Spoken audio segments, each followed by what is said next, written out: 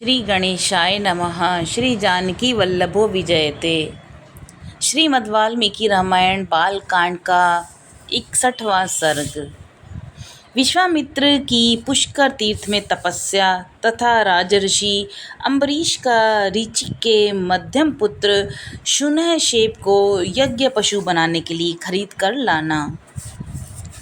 शतानंद जी कहते हैं, पुरुषोत्तम श्री राम यज्ञ में आए हुए उन सब वनवासी ऋषियों को वहां से जाते देख महातेजस्वी विश्वामित्र ने उनसे कहा, महर्षियों, इस दक्षिण दिशा में रहने से हमारी तपस्या में महान विघ्न आ पड़ा है। अतः अब हम दूसरी दिशा में चले जाएंगे और वहीं पर रहकर तपस्या करेंगे। विशाल पश्चिम दिशा में जो महात्मा ब्रह्मा जी के 3 पुष्कर हैं, उन्हीं के पास रहकर हम सुखपूर्वक तपस्या करेंगे, क्योंकि यह तपोवन बहुत ही सुखद है। ऐसा कहकर वे महातेजस्वी महामुनि पुष्कर में चले गए और वहां फल मूल का भोजन करके उग्र एवं दुर्जय तपस्या करने लगे। इन्हीं दिनों अयोध्या के महाराज अम्बरीश एक यज्ञ की तैयारी करने लगे।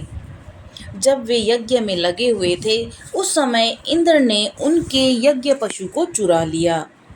पशु के खो जाने पर पुरोहित जी ने राजा से कहा, राजन, जो पशु यहाँ लाया गया था वह आपकी दुर्गति के कारण खो गया। नरेश्वर, जो राजा यज्ञ पशु की रक्षा नहीं करता, उसे अनेक प्रकार के दोष नष्ट कर डालते हैं। पुरुष प्रवर जब तक कर्म का आरंभ होता है, उसके पहले ही खोए हुए पशु की खोज कराकर उसे शीघ्र यहाँ से ले आओ, अथवा उसके प्रतिनिधि रूप से किसी पुरुष पशु की खरीद लाओ। यहाँ इस पाप का महान प्रायश्चित यही होगा। पुरोहित की यह बात सुनकर महाबुद्धिमान पुरुष श्रेष्ठ राजा अम्बरीश ने हजारों गौओं के मूल्य पर खरीदने के लिए एक पुरुष का अन्वेषण किया। तात रघुनंदन विभिन्न देशों, जनपदों, नगरों, वनों तथा पवित्र आश्रमों में खोज करते हुए राजा अम्बरीश भृगुतुंग पर्वत पर पहुँचे और वहां उन्होंने पत्नी तथा पुत्रों के साथ बैठे हुए ऋचिक मुनि के दर्शन किए। अमित कांतिमान और महातेजस्वी राजर्षि अम्बरीश ने तपस्या से उद्दीप्त होने वाले महर्षि ऋचि को प्रणाम किया और उन्हें प्रसन्न करके कहा। पहले तो उन्होंने ऋचिक मुनि से उनकी सभी वस्तुओं के विषय में कुशल समाचार पूछे और उसके बाद इस प्रकार कहा कि महाभाग रघुनंदन, यदि आप 1,00,000 गौवें लेकर अपने एक पुत्र को पशु बनाने के लिए बेचें तो मैं कृतकृत्य हो जाऊंगा। मैं सारे देशों में घूम आया, परंतु कहीं भी यज्ञोपयोगी पशु नहीं पा सका। अतः आप उचित मूल्य लेकर यहाँ मुझे अपने एक पुत्र को दे दीजिए। उनके ऐसा कहने पर महान तेजस्वी ऋचिक बोले, नरश्रेष्ठ, मैं अपने ज्येष्ठ पुत्र को तो किसी तरह नहीं बेचूंगा।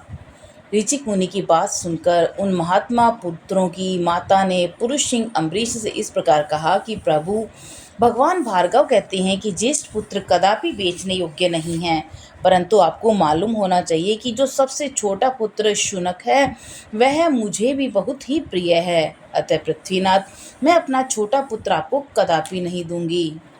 नरश्रेष्ठ, प्राय जेठे पुत्र पिताओं को प्रिय होते हैं और छोटे पुत्र माताओं को, अतः मैं अपने कनिष्ठ पुत्र की को अवश्य ही रक्षा करूंगी।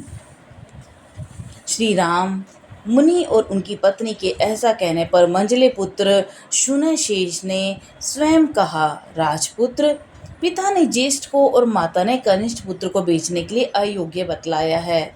अतः मैं समझता हूँ इन दोनों की दृष्टि में मंझला पुत्र ही बेचने के योग्य है, इसलिए मुझे लेकर चलो।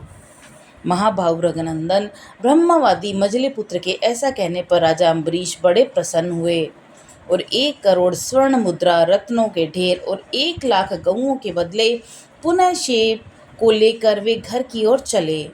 महातेजस्वी महायशवी राजर्षि अम्बरीश पुनः शेप को रथ पर बिठाकर बड़ी उतावली के साथ तीव्र गति से चले। इस प्रकार श्री वाल्मीकि निर्मित आशु रामायण आदि काव्य के बालकांड में 61वां सर्ग पूरा हुआ। 62वां सर्ग। विश्वामित्र द्वारा पुनः शिव की रक्षा का सफल प्रयत्न और तपस्या। शतानंद जी बोले, नरश्रेष्ठ रघुनंदन, महायशस्वी राजा अम्बरीश पुनः शिव को साथ लेकर दोपहर के समय पुष्कर तीर्थ में आए और वहां पर विश्राम करने लगे। श्री राम जब वे विश्राम करने लगे उस समय महायशस्वी शूरशेप जिस पुष्कर में आकर ऋषियों के साथ तपस्या करते हुए अपने मामा विश्वामित्र से मिले। वह अत्यंत आतुर एवं दीन हो रहा था। उसके मुख पर विषाद छा गया। वह भूख प्यास से परिश्रम से दीन हो मुनि की गोद में गिर पड़ा और इस प्रकार बोला, सौम्य मुनि पुंगव, न मेरे माता है न मेरे पिता, फिर भाई बंधु कहाँ से हो सकते हैं। मैं असहाय हूँ, अतः आप ही धर्म के द्वारा मेरी रक्षा कीजिए। नरश्रेष्ठ, आप सबके रक्षक और अभिष्ट वस्तुओं की प्राप्ति कराने वाले हैं।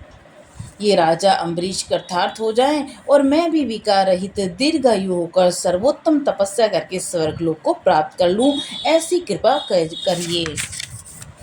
धर्मात्मन, आप अपने निर्मल चित्त से मुझ अनाथ के नाथ हो जाएं। जैसे पिता अपने पुत्र की रक्षा करता है, उसी प्रकार आप मुझे इस पाप मूलक विपत्ति से बचाइए। शून्यशेप की यह बात सुनकर महातपस्वी विश्वामित्र उसे नाना प्रकार से सांत्वना देकर अपने पुत्रों से इस प्रकार बोले कि बच्चों, शुभ की अभिलाषा रखने वाले पिता जिस पारलौकिक हित के उद्देश्य से पुत्रों को जन्म देते हैं, उसकी पूर्ति का यह समय आ गया है। पुत्रों, यह बालक मुनि कुमार मुझसे अपनी रक्षा चाहता है। तुम लोग अपना जीवन मात्र देकर इसका प्रिय करो।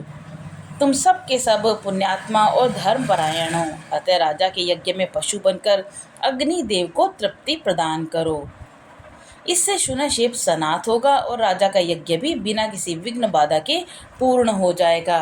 देवता भी तृप्त होंगे और तुम्हारे द्वारा मेरी आज्ञा का पालन भी हो जाएगा। नरश्रेष्ठ, विश्वामित्र मुनि का यह वचन सुनकर उनके मधुनचंद आदि पुत्र अभिमान और अवहेलना पूर्वक इस प्रकार बोले कि प्रभु, आप अपने बहुत से पुत्रों को त्याग कर दूसरे के एक पुत्र की रक्षा कैसे करते हैं। जैसे पवित्र भोजन में कुत्ते का मांस पड़ जाए तो वह अग्राह्य हो जाता है, उसी प्रकार जहाँ अपने पुत्रों की रक्षा आवश्यक हो वहाँ दूसरे के पुत्र की रक्षा के कार्य को हम अकर्तव्य की कोटि में ही देखते हैं। उन पुत्रों का यह कथन सुनकर मुनिवर विश्वामित्र के नेत्र क्रोध से लाल हो गए और वे इस प्रकार कहने लगे, अरे, तुम लोगों ने निर्भय होकर ऐसी बात कही है जो धर्म से रहित और निंदित है। मेरी आज्ञा का उल्लंघन करके जो ये दारुण और रोमांचकारी बात तुमने मुंह से निकाली है, इस अपराध के कारण तुम सब लोग भी वशिष्ठ के पुत्रों की भांति कुत्ते का मांस खाने वाली मुष्टिक आदि जातियों में जन्म लेकर पूरे 1000 वर्षों तक पृथ्वी पर रहोगे। इस प्रकार अपने पुत्रों को श्राप देकर मुनिवर विश्वामित्र उस समय शोकार्त पुनः शिव की निर्विघ्न रक्षा करके उससे इस प्रकार कहा, मुनि कुमार, अम्बरीश के इस यज्ञ में जब तुम्हें कुश आदि के पवित्र पाशों से बांधकर लाल फूलों की माला और लाल चंदन धारण करा दिया जाए, उस समय तुम विष्णु देवता संबंधी यूप के पास जाकर वाणी द्वारा अग्नि के इंद्र और विष्णु की स्तुति करना। इन 2 दिव्य गाथाओं का गान करना, इससे तुम मनोवांछित सिद्धि प्राप्त कर लोगे। पुनः शिव ने एकाग्रचित होकर उन दोनों गाथाओं को ग्रहण किया और राज सिंह अम्बरीश के साथ जाकर उनसे शीघ्रतापूर्वक कहा कि राजेंद्र, परम बुद्धिमान राज सिंह, अब हम दोनों शीघ्र चलें। आप यज्ञ की दीक्षा लें और यज्ञ कार्य संपन्न करें। ऋषि कुमार का यह वचन सुनकर राजा अम्बरीश आलस्य छोड़ हर्ष से उत्फुल्ल हो शीघ्रतापूर्वक यज्ञशाला में चले गए। वहां सदस्य की अनुमति से राजा अम्बरीश ने पुनः शिव को कुश के पवित्र पाश से बांधकर उसे पशु के लक्षण से संपन्न कर दिया और यज्ञ पशु को लाल वस्त्र पहनाकर यूप में बांध दिया। बंधे हुए मुनि पुत्र शुभशेप ने उत्तम वर्णों द्वारा इंद्र रूपेंद्र इन दोनों देवताओं की यथावत स्तुति की। उस समय रहस्यभूत स्तुति से संतुष्ट होकर सहस्त्र नेत्रधारी इंद्र बड़े प्रसन्न हुए और उस समय उन्होंने शून्यशेप को दीर्घायु प्रदान की। नरश्रेष्ठ श्री राम, राजा अम्बरीश ने भी देवराज इंद्र की कृपा से उस यज्ञ का बहुगुण संपन्न उत्तम फल प्राप्त किया। पुरुष प्रवर, इसके बाद महातपस्वी धर्मात्मा विश्वामित्र ने भी पुष्कर तीर्थ में पुनः 1000 वर्षों तक तीव्र तपस्या की। इस प्रकार श्री वाल्मीकि निर्मित आर्ष रामायण आदि काव्य में बालकांड के 62वां सर्ग पूरा हुआ। जय सिया राम, जय हनुमान।